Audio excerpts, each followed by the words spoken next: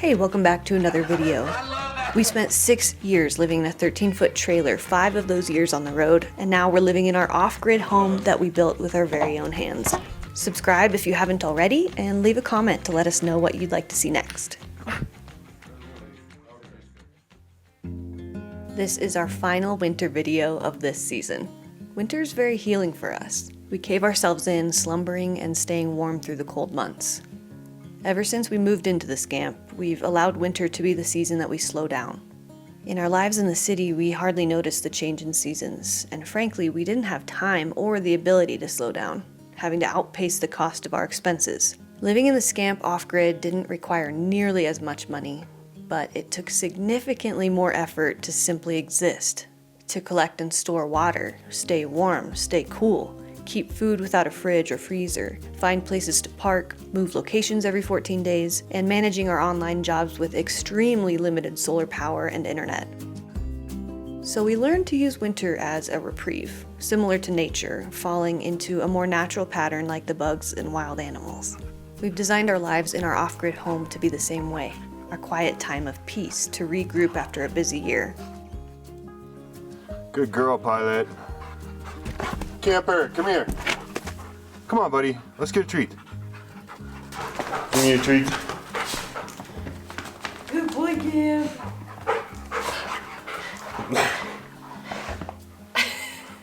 What do you want? Or my treat. Don't want a treat, though? Okay. But now spring is upon us. Projects are starting back up with haste, and we're spending more time with our local community. With how busy we've been already this year, I'm sure this summer is going to be jam-packed. Honestly, when is it not?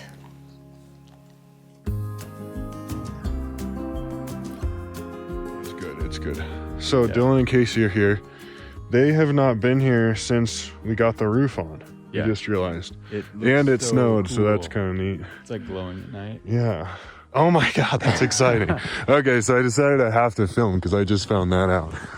Yeah, it's amazing. And we got like the most snow that we've gotten all season. Just for you. They decided to come up. Nice. Hi. Pilot, place. They hadn't been here I know. since the roof. Right. What in the world? Okay, Pilot. Come on. Pilot, come on, please. So what do you think? Your design finally came to fruition. Great job. It is so cozy. Yeah. We got our own little nebula going on. It's been amazing. So much more space. In case you missed it, we uploaded a video hiking to a winter hut in the mountains with Dylan and Casey and all of our dogs. It was a really cool experience and a super cute video. And there will be a little box at the end of this video where you can click and watch it. Oh, those potatoes stink. What? They do? Oh, those potatoes stink. Somebody left those with us. So are you guys going to do stucco also on the styrofoam for the foundation? That's a great question. Yeah, I don't know. These two have been vital in helping us design and structure our home. Here, we were taking a look around, exploring our ideas for a garage, and talking about new locations for it. We could really use a garage to help prevent from pack rats getting into the engines of our vehicles, but we decided we could also just get a cat. Not yet sure which direction we're gonna go. I like this idea. Mm-hmm. Go. Don't throw it. Okay. You'll never fly. You said that in the same voice that you would reprimand Pilot.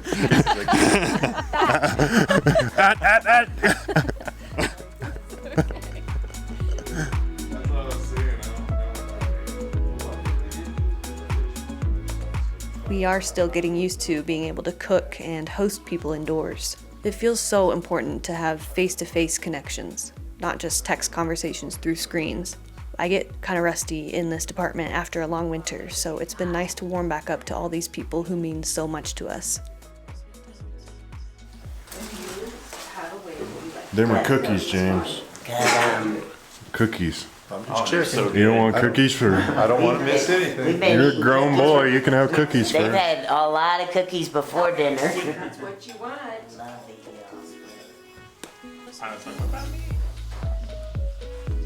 Well, so Is it after the house is being built, or is it? Okay. so one of the things we usually do, especially when people have a view that's like everything else, this looks really good. It smells better. Very versatile. I know I would once I even did it myself, you know. I love the base, like, I mean, it's great love, like, have to figure it out. Yeah. We just turned Build it over here, so. The hard part's getting Barron's Mellies arrived in the mail. Is it the cutest? So you got this in a large? Extra large. Oh, you tried on a double XL when you were at the store? That looks so cozy. Yeah, it's so comfortable. It's just getting warm out. We went too I late. know, it's stupid. We should go to Alaska. That's nice. Not to share. Well, when you asked me if you should get it, I'm like, that would make for a nice pillow. You would. And pillow. Do you have the fluff inside? Ooh, you do a little bit. It's just more shiny on the outside. It's not like too hot either. Like it feels like air can kind of come through. Yeah, Nice. like it's not windproof. Are you jealous? No? Yeah.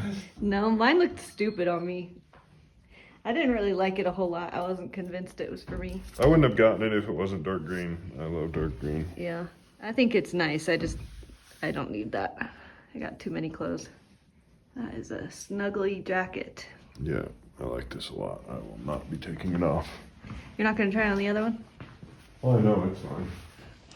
You got the same one as me. You know what I really want? I want a set of these bad boys. They're so cool. They are so nice. I have loved having them.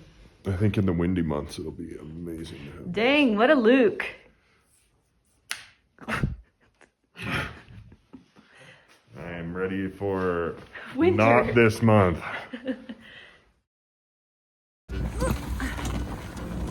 Alrighty then.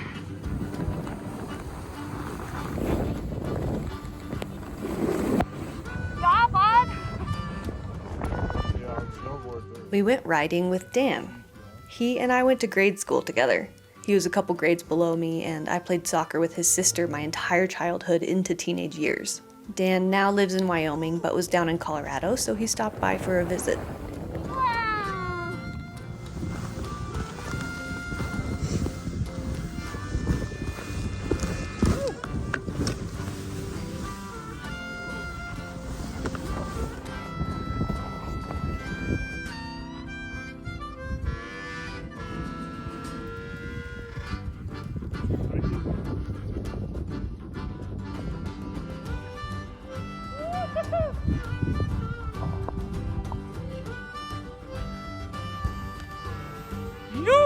Yeah, bud. You want to go first?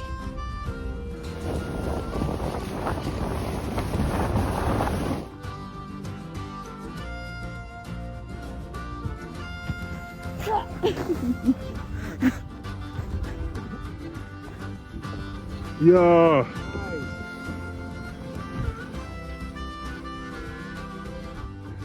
I sprayed Dan, and now we're not friends. Your poor little lens was just full of snow. I'm sorry, dude. That's what powder days are for.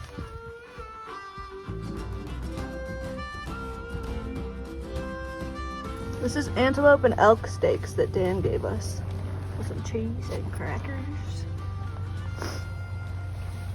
Yum. Oh, cool. Barron shredding the gnar. Whoa. Whoa, Look at that powder dust. sick.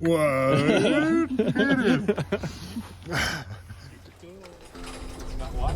You gotta go back and forth because the okay, yeah, When I think about Don't fall, yesterday, Now I'm scared. my oh my, There's one ponderosa.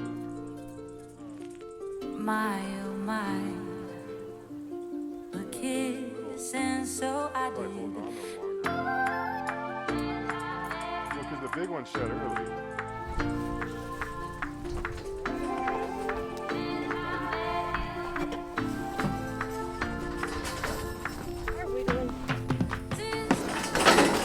Okay, you ready? What? No. I think this is about the best I got. Your probably work amazing. We misplaced our bread knife when we moved up here Into the house. into the house from the A-frame, so hopefully this works fine. Probably gonna have to be bigger slices. Party.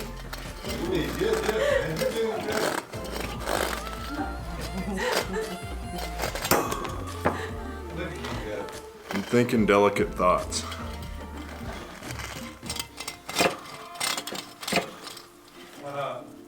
Because it pulls it apart. Did you say that's cheese? There's cheese in the middle of it. What? So it's like a croissant wrapped cheese thing. So you And need can a spread, knife like, to slice that too. or something. You could even spoon it. I'll just like break off chunks. Oh, okay. So like there's like a little bit, and you can put that on crackers. But it's just like a encrusted cheese ball. I don't know. It's just like the make it easy. up? No, I had a buddy in Wyoming. He was the one who showed me it. It was like the easiest appetizer ever, and I'm like, I'm taking this everywhere I go. Dang, dude. Yeah, thanks a lot for bringing that. Yes. It sounds good. I know Hear it. it sizzling? It's 12 minutes in the oven, and then it's Cool. you just put the jam on there, and it's Cool. So what kind of jam is this? it's Peruvian pepper Pepper jam. jam. I agree with it. And this is your whitetail Yeah. or muley. Right? Whitetail. It's just a croissant. Like if you buy Oh, okay, a, sure. you know, Right. just a standard croissant thing, you Like a just unwrap Pillsbury it. guy? Yeah. So, yep. Call it good. Oh my goodness. Simple. So good. It is just delicious. You know, your dad was like best friends with my little Alyssa. If you That's right. Yeah. I remember she always would go to soccer games because of Terry.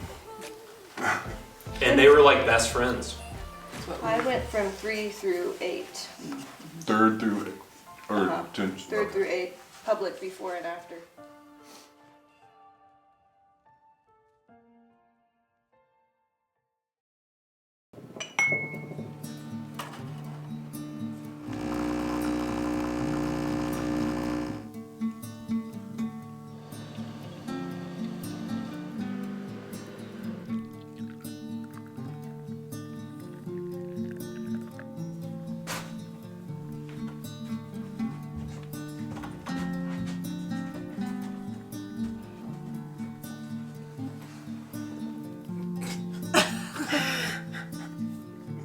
Thank you.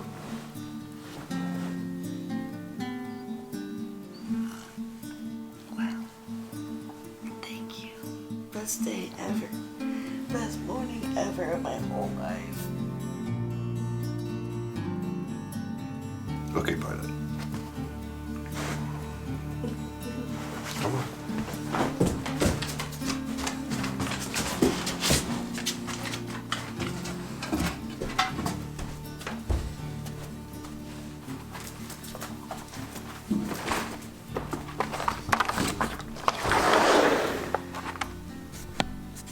Okay, go, go, go. Go, pilot. Go, you got it. Go.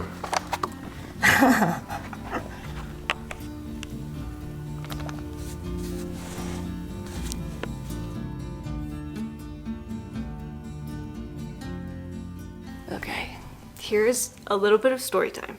I've never talked about this before. I went to Catholic grade school with Dan, actually. I went from 3rd through 8th. And as I got older, I found God, creator, source, outside of the Catholic Church in an unlabeled format that resonates better with me. Recently, we had a couple come stay at our place, very devout Christians, and in so many words, they told us that we were damned to hell because we don't believe in the same things. So this kind of encouraged me to take a look at the Bible and see what makes so many people tick. I had grown up reading the Bible in the Catholic Church, but I was a kid, and it was under the lens of Catholicism, so maybe I missed something.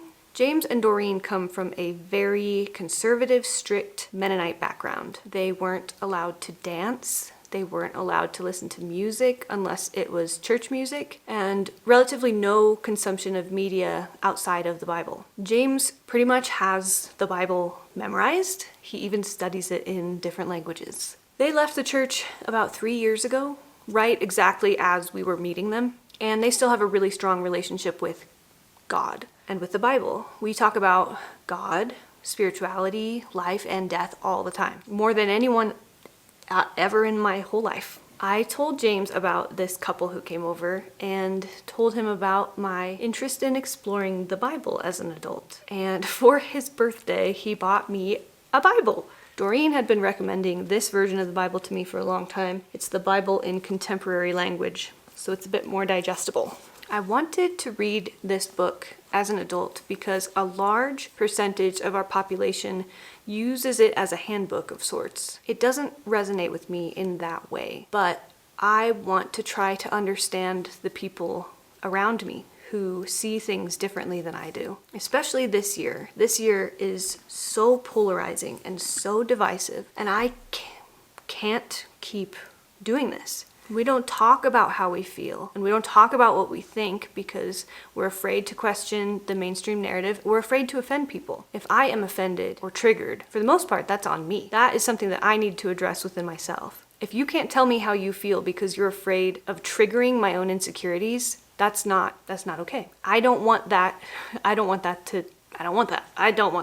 I want to be able to have conversations where I can talk to people that I disagree with and we can both leave the table having mutual respect for each other. That's both in communicating and in listening. If I disagree with something, that is an opportunity for me to learn. And if not, if I really don't have anything to learn, it's an opportunity for me to exercise my empathy and have fun exploring how that person might have gotten to the way that they think based on their life experience. Now, I am telling you all of this because I need to set up this next scene where James and I essentially joust over the story of Adam and Eve. I have been hurt by my religious experience, and I've become very passionate and quite sassy toward James when we talk about this kind of stuff. But he's been very patient and very loving and kind. He's taught me a lot of things. So has Doreen, obviously, and we don't take each other too seriously. I think you'll think this is fun. We thought it was fun. And it's just a message to talk and to disagree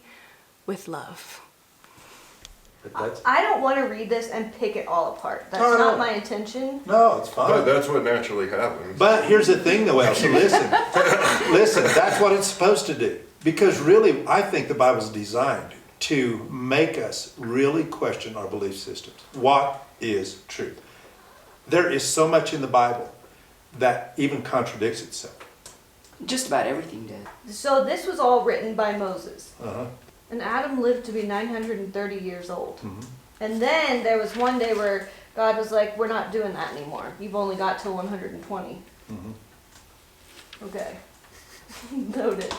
Well, that's where I'm confused is how much of this is, some people take this so literally and other people don't.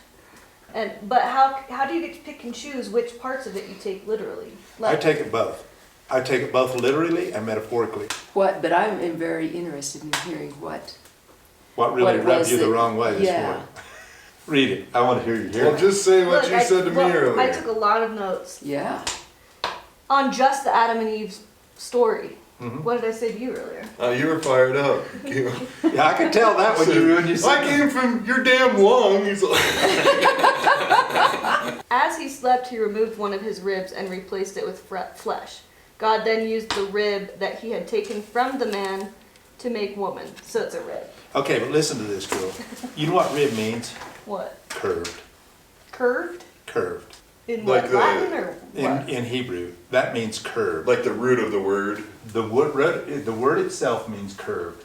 So it's not like a physical. It could be or rib. it could be, but just think of a woman. She's curvy. Yeah. So She's it's like curved. took- I mean, to me, it's beautiful. Did you come up with that? No, I'll read it to you. I think a lot of what you have objection to is that it's so like man oriented. Yeah. Like the woman is so subservient, and it was written by a dude, so it's like, well, that's useful. Why did man come first? And how come woman comes out of a man? Because actually, men come out of women. Yeah. That's true. So I've told you before of it was our friend Reed who initially put this thought into my head that Eve ate the fruit of the tree because she wanted more knowledge, and the man was not brave enough to do so. Cool. That's cool. Okay. I agree with you. So then she took and ate the fruit, then she gave some to her husband and he ate. He had no objection. He ate it. Then later when God is asking him about it, the man blames the woman, saying, "The woman you gave me as a companion, she gave me fruit from the tree, and yes, I ate it." Also interesting, they realized they were naked. He covers himself with a fig leaf to hide his tiny balls. I love that, Elsa. I love that. He's ashamed of himself. Yes. He had no balls. Right. Okay, I'm going to get into that too. That's good, because I agree with you 100%. Go ahead. I'll multiply your pains in childbirth. I'll make it worse for you. Go ahead. You'll give birth to your babies in pain. You'll want to please your husband, but he'll lord it over you. That's like writing permission for that into existence by the human who wrote this. When read literally, this is the archaic patriarchal bullshit that has given men the ego to dominate, blame, and mistreat women. The hand who feeds, births, nurtures. Of course, the men writing this book would write this into existence. It gives permission, blaming women from the very beginning. I don't think that that's very fair. This doesn't seem like, that's the whole storyline, is that women did this. Women are the reason that we have to deal with suffering. That the very ground is cursed because of you, because of the women. Okay, let me give you my sermon now. Here's my take on this, and this is why I love this story. I love this. Elsa, you're marking all over in here. That's cool. You're thinking. I love that. I believe this is a story of us all. We start out in life in the Garden of Eden. We live in perfect innocence. And every one of us come to a point in life where we eat of the tree of knowledge. And it's so interesting. I was just talking to Elisa yesterday, and she's talking about her 9-year-old girl. And her 9-year-old girl is an out there girl. She's loud. She's kind of boisterous. Right now, she's eating of the tree of knowledge. She's starting to understand that being herself is not acceptable. Her dad does not appreciate her loud, boisterous ways. He's always tamping that down in her. So she has eaten of this tree of knowledge, and she realizes, I'm not good enough. I have to be different to please the people around me. And so she is beating it for the bushes, and she's putting on fig leaves. We all do it. Every human on earth does this. We all do it. It's a story of you and me. This is exactly what happens in everybody's life. We beat it for the bushes. We eat of the tree of knowledge, and we become like gods. We become aware of the imperfections in my life. This story is so critical. It lays a foundation that everything else in life is built on. And when I understand this, that what I'm really struggling with is my own insecurities, my own awareness of my own imperfections, and that I am the one that beats it for the bushes. I am the one that had the fig leaf. Then I can make some progress. I can say, okay, what kind of a fig leaf am I putting on today that I really need to just take off? And just like Adam, he needs to just let her hang. Come out of there swinging and say, I don't have any balls. Okay, I'm going to get to that. Maybe what I'm doing is I get so mad that people take all of this so literally. That is exactly right. Me too. I'm reading it so literally. I'm reading every word of it so literally. That's right. Man versus woman, and not so cryptically and trying to understand the deeper message. That's right. That's exactly and right. You can't help but see how all of this is so ripe for abuse. It is. Like, yeah. You can. It is. And then God said, who told you were naked? And that's a question we all need to ask ourselves. Who told you that you were imperfect? It wasn't God's idea. He thinks you're amazing. So where did this crazy idea come from that you're not good enough? That you can't accept love? That you're not lovable? Where does that crazy idea come from? Who told you this crap? I mean, that's what God was really saying.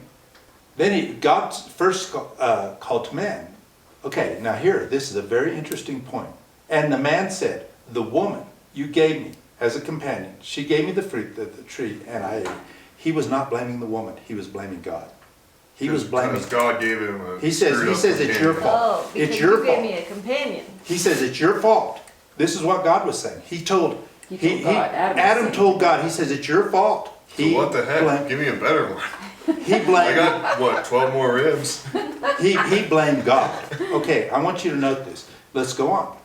Getting food from the ground will be as painful as having babies is for your wife. You'll be working in pain all your long life. The ground will be seeds and thorns and weeds. I do not believe that was a curse where God said, I'm cursing you because of this. What he was telling them here is they had now entered into the realm of insecurity. This is going to be the thing you need to really watch out for. What? Well, I'll get there. He says, you're too anxious. I need to pause in between for effect.